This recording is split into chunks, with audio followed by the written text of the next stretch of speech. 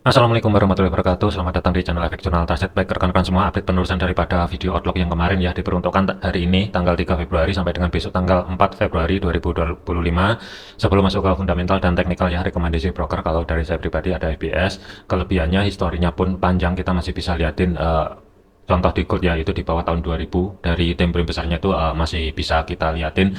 Ada dua jenis akun, sen dan standar. Untuk akun sen ini diperuntukkan tentu terutama untuk pemula ya, untuk menekan risiko yang lebih minim juga, diimbangi juga dengan konsep money management dengan baik dan benar juga, hindari overload, overtrade, full layar, full margin sebisa mungkin dihindari ya, untuk menekan risiko yang lebih minim juga. Kemudian untuk link khusus akun sen ada di deskripsi ya, tanpa link yang ada di deskripsi akun sen tidak akan bisa diakses. Dari segi fundamental yang akan menjadi fokus untuk malam ini, indeks harga konsumen dari zona euro itu sudah dirilis dan ada sedikit peningkatan dari year on year-nya. Cuman yang inti itu tetap tidak ada kenaikan ataupun penurunan ya. Kemudian yang akan menjadi fokus nanti malam adalah PMI manufaktur dan ISM dari segi Amerika, diperkirakan sih ada sedikit peningkatan, tapi waspadai aja ya untuk nanti malam. Data yang keluar untuk nanti malam ini dari segi Amerika, kalau misalkan di atas daripada perkiraan dan di atas daripada data yang sebelumnya adalah positif, tetapi kalau misalkan di bawahnya negatif untuk indeks dolar. Dari segi teknikal kita bahasin dulu, open market ada gap. Kenaikannya untuk hari ini sudah mencapai batasan pantau over diperuntukkan minggu ini ya, yang berada di 109.900-an. Harga sih kurang lebih ketika mendekati level area tersebut ke reject ke bawah sebagai penentunya support 109.100 pembulatan sebagai kunci terdekat untuk malam ini. Kalau misalkan dia mampu menahan pergerakan, ada kecenderungan bisa aja untuk indeks dolar ini nanti kembali ke atas lagi ya. Tetapi kalau kehilangan level area 109.100-an, yang akan menjadi target untuk koreksi yang pertama adalah tutup gap, yang kedua adalah kalau misalkan level area SRP-nya ini saya pecah, kurang lebihnya sebagai zona tengah atau sebagai minornya itu kurang lebih jatuhnya ada harga 108.900, 108.83 dan 108.76 ya. Ini sebagai level area minor kalau misalkan malam ini kehilangan level area support yang berada di 109.100. Ada kecenderungan indeks dolar kedepannya itu masih lanjut menguat. Cuman untuk hari ini waspadai aja apakah gap ini nanti ketutup atau tidak. Yang akan menjadi pantau yang pertama 109.100 dan level area minor yang berada di antara 108.900 sampai dengan 108.76. Jadi kalau misalkan saya gambar kurang lebihnya 109.100, kalau misalkan mampu menahan pergerakan ada potensi ini bisa aja kembali ke atas, atau kalau kehilangan level area tersebut ringnya pun terbatas, zona minor ini yang akan menjadi antisipasi untuk penurunan jangka pendeknya.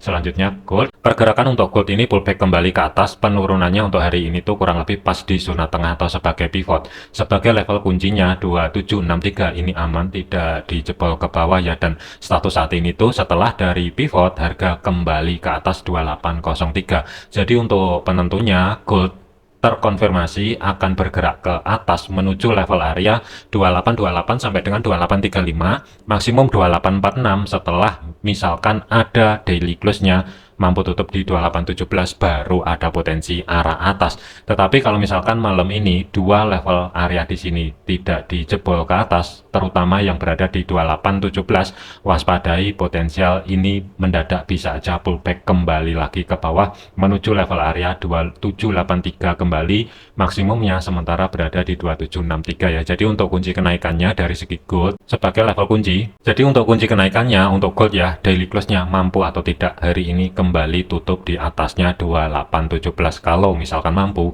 baru ada peluang ke 2828 sampai dengan level area 2835, maksimum adalah di 2846. Jadi ada kecenderungan kemungkinan untuk malam ini pelan-pelan ngerambat ke atas lebih lanjut, itu juga bisa terjadi ya. Jadi waspadai dua level area yang ada di zona blok biru. Tetapi kalaupun ada kenaikan kembali dan gagal di atasnya 2817, ada penurunan lebih lanjut, kemungkinan gold akan terkonfirmasi jika keluar daripada zona yang saya blok biru. Arahnya adalah sementara jangan jauh-jauh terlebih dahulu. Untuk hari ini sampai dengan besok ada 3 level area yang mesti diantisipasi sebagai target terdekat ya, kurang lebihnya zona tengah atau sebagai pivot yang ada di sini.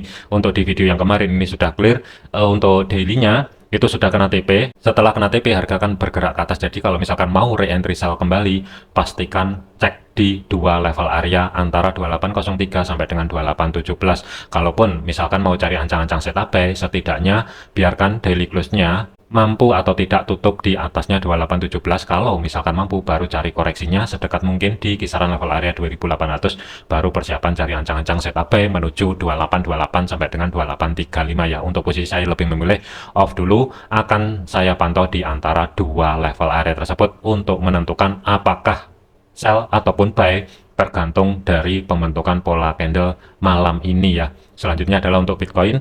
Pergerakan untuk Bitcoin ini drop secara signifikan ke bawah, hampir mencapai batasan pantau over untuk weekly-nya yang berada di kisaran zona blok biru ya. Ada harga 90.500 sampai dengan 88.400. Posisi harga saat ini dari segi time frame H1-nya itu sudah mampu maintain kembali di atas support kedua weekly. Kemudian tidak jauh di kisaran level area tersebut itu ada rally bis rally, dan dibarengi juga dengan H1-nya ada bullish engulfing ya. Jadi untuk kunci kenaikannya selama hari ini, Bitcoin itu tidak mampu turun kembali di bawah zona yang saya blokorin. Ada potensi kemungkinan dia akan ngambil level area antara history low minggu yang sebelumnya sampai dengan support pertama weekly yang saat ini berubah fungsi sebagai level area resisten 99.200. Tetapi kalau misalkan malam ini kehilangan kembali, harga bergerak di bawahnya zona yang saya blokorin, batas bawah adalah 94.000, ada potensi kemungkinan dia akan mencapai batasan pantau over untuk minggu ini 90.400 sampai dengan 88.400 ya. Baik buy ataupun sell, usahakan kalau referensi dari saya, cek zona yang saya blok orange antara 4 jam ke depan dijebol atau tidak. Kalau misalkan tidak dijebol, ada potensi arah atas, tetapi kalau misalkan dijebol, waspadai arah bawah. Kemudian untuk GBP USD, pergerakan untuk GBP USD ini open market itu ada gap, dan gapnya itu juga lumayan besar juga. Kalau misalkan saya ukur itu kurang lebih ya 100 pip lebih ini untuk gap pembukaan market ya, dan untuk kenaikannya itu kurang lebih ada di kisaran level area 1.2300-an lah kurang lebih untuk H1 pertama setelah open market tadi ya. Secara otomatis planning sell yang ada di sini sudah tidak bisa digunakan, mengingat GBP USD ini batas pantau over untuk satu minggu ini itu sudah mampu tercapai support 3 ya, dan ada kenaikan kembali. Posisi harga saat ini sudah mampu bergerak di atasnya support kedua. Jadi kalau misalkan mau re-entry sell kembali ya untuk GBP USD, saran saya adalah mending tunggu di antara zona yang saya blok orange di sini. Itu referensi yang pertama. Kalau misalkan sebagai level kuncinya, karena ada perubahan, mengingat batas pantau over sudah dicapai, kunci kenaikan itu berubah di 1.2407. Kalau misalkan daily close-nya mampu tutup di atas level area tersebut, baru ada potensi arah pivot sampai dengan resisten. Tetapi kalau misalkan gagal, referensi untuk cari ancang-ancang setup sell, cari di antara blok orange yang ada di sini selama daily close atau minimal H4-nya masih belum mampu bergerak di atasnya 1.2407. Tinggal tunggu konfirmasi pembalikan arah, harga kembali keluar di blok orange ya. Kalau misalkan ada kenaikan, konfirmasi pembalikan arah, keluar dari blok orange, baru referensi sell ini akan aktif. Dari segi jarak untuk stop loss, kalau misalkan saya ukur ruang gerak sekitar 40 pip, tetapi dari segi jarak targetnya masih ada ruang sekitar 110-an pip ya. Ini untuk referensi yang pertama. Kemudian referensi yang kedua, perhatikan kalau misalkan level area zona minor atau SRP ini saya pecah, minornya itu kurang lebih jatuhnya di kisaran antara 1.2355 sampai dengan 1.2367 ya, atau zona yang saya blok merah di sini.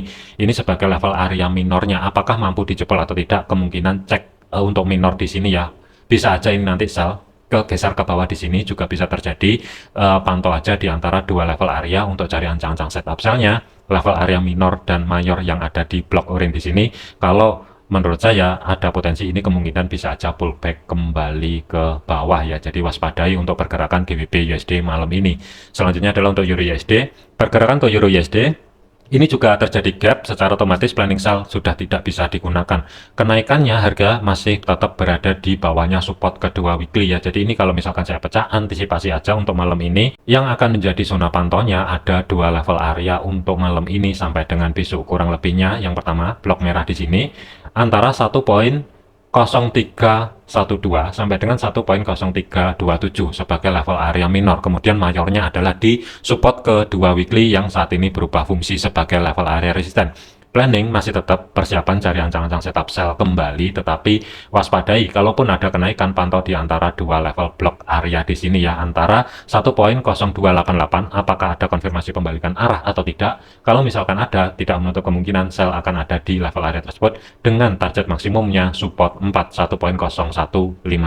Tetapi kalau misalkan bergerak ke atas, idealnya untuk reentry ataupun persiapan cari ancang-ancang setup sell kembali, pantau di antara 1.0311 sampai dengan 1.0327, target maksimum support 4.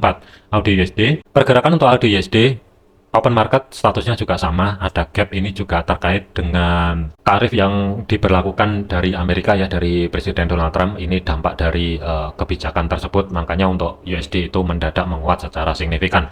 Tetapi untuk AUD USD ini sebagai level area pantaunya, mengingat untuk batasan pantau over minggu ini sudah tercapai dalam satu hari, ada reaksi sentuhan pertama. Jadi kalaupun ada kenaikan lebih lanjut ya, saya lebih prefer kemungkinan sih akan saya pantau kembali di antara minor dan mayornya. Ini saya blok dulu untuk level area yang pertama, kurang lebih antara 0.6175 sampai dengan 0.6185 lah pembulatan ini sebagai target untuk zona pantau re-entry sell kembali yang pertama. Untuk yang kedua masih tetap di antara batas bawah history low minggu yang sebelumnya sampai dengan support pertama weekly yang saat ini berubah fungsi sebagai level area resisten. Untuk swingnya saya tetap mempertahankan cari ancang-ancang setup sell kembali.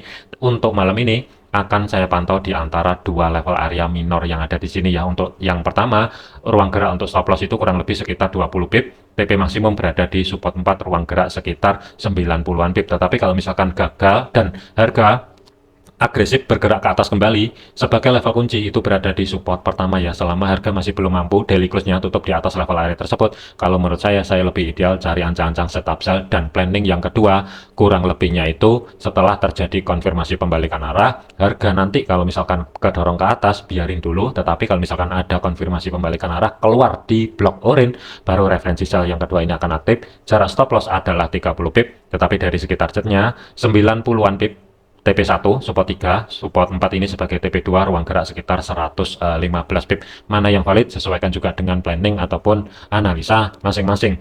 Untuk USD CAD, harga ini juga ada gap, planning buy secara otomatis tercancel semua, tidak bisa digunakan. Kenaikannya harga mendekati level area resisten 3 dan masih ke reject.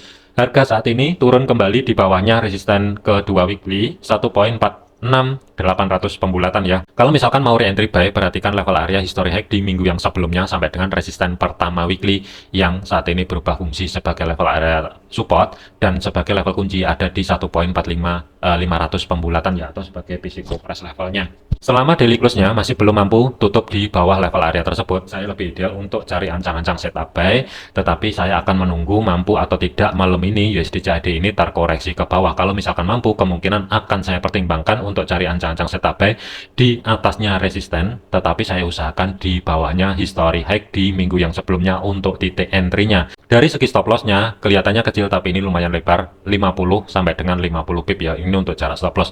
Dari segi TP pertama kembali ke resisten kedua, ruang gerak sekitar 100-an pip. TP kedua maksimum kurang lebih ada level area 1.48100 lah, ruang gerak sekitar 230-an pip. Kemudian untuk USD Swiss, pergerakan untuk USD Swiss harga setelah kenaikan secara signifikan ini mendadak juga ada koreksi, tetapi saya ukur dulu zona minornya antara R2 sampai dengan R3 ya. Kurang lebih minornya itu sudah diambil, berada di blok merah yang ada di sini ya. Dan sentuhan pertama harga ini kan ada rejeksi 0.9193 sampai dengan 0.9213 ya, dan penurunannya kembali sebagai zona pantaunya itu kurang lebihnya kemarin kan ada di blok merah di sini. Jadi ini saya rubah ke atas, bagian bawah saya hapus. Jadi kalau misalkan USD Swiss ada penurunan menuju zona yang saya blok hijau di sini, selama daily close-nya masih belum mampu tutup di bawahnya 0.90900 pembulatan, tinggal tunggu konfirmasi pembalikan arah. Saya lebih prepare cari ancang-ancang setup buy di atasnya resisten pertama weekly yang saat ini berubah fungsi sebagai level area support sampai dengan history high di minggu yang sebelumnya. Untuk titik entry-nya ya ada potensi bisa aja gap ini akan ketutup, juga bisa terjadi.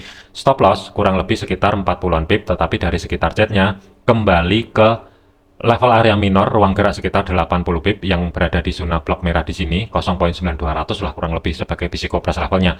Maksimum di resisten 3 weekly 125 pip. Kemudian untuk USD Yen, pergerakan untuk USD Yen harga ini kedorong ke bawah setelah ada kenaikan secara signifikan untuk hari ini ya. Dan rejeksinya itu ketika menyentuh level area resisten pertama weekly 15582. Kemudian harga sudah mampu turun ke bawah kembali sebagai level kunci bagian bawah itu berubah selama daily close-nya nanti atau harga tidak mampu bergerak di batas history low minggu yang sebelumnya 153.700. Tinggal tunggu konfirmasi pembalikan arah. Saya lebih prefer untuk cari ancang-ancang setup buy di USD Yen, tetapi dari segi targetnya kurang lebih TP pertama itu kembali di sedekat mungkin dengan history high di hari ini ya 155.82, ruang gerak sekitar 165 pip, TP maksimum berada di resisten kedua, ruang gerak hampir 300-an pip.